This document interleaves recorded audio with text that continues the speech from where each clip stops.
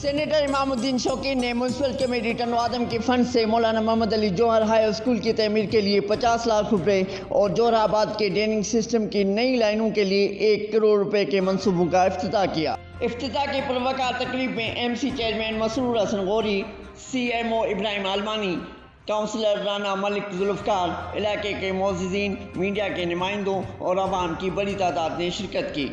इस मौके पर सेनेटर इमामुद्दीन शौकीन ने हुए कहा कि जुल्फकार का इंतहाई दिल की अता गहराइयों से शुक्रगुजार हूँ कि आज उन्होंने इस खूबसूरत तकरीब का एहतमाम किया और उसमें मुझे बाहैसियत मेहमान खुसूसी मदद किया।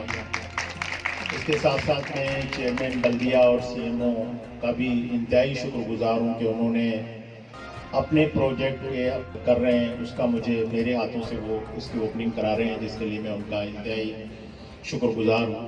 MC चेयरमैन मसरूर हसन गौरी ने कहा, मैंने अपने म्यूनसिपल कमेटी के एक एक पैसे को इकट्ठा किया, हर वार्ड को 50 लाख रुपए दिए हैं और अल्हम्दुलिल्लाह वो पैसा आपके सामने आपके वार्डों में लग रहा है।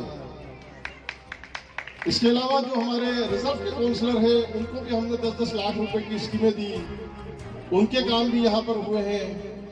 इसके अलावा शहर टंडवादम जहाँ जो हमारा बम्बई बाजार, शाही बाजार है, जहाँ हमारी देहात आती है, जहाँ हमारा सराउंडिंग का तमाम लोग आते हैं, उसको हमने बनाया।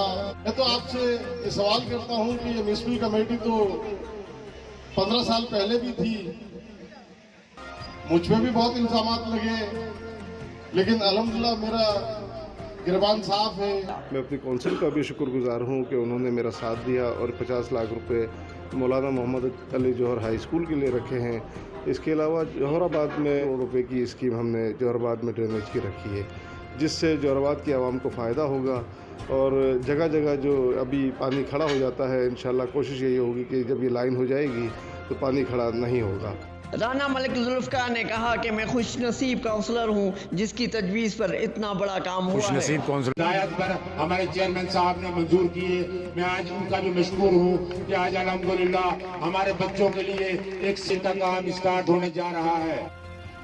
कैमरामैन अदनान गौरी के साथ रिजवान अहमद, वतन न्यूज़ टंडवादम।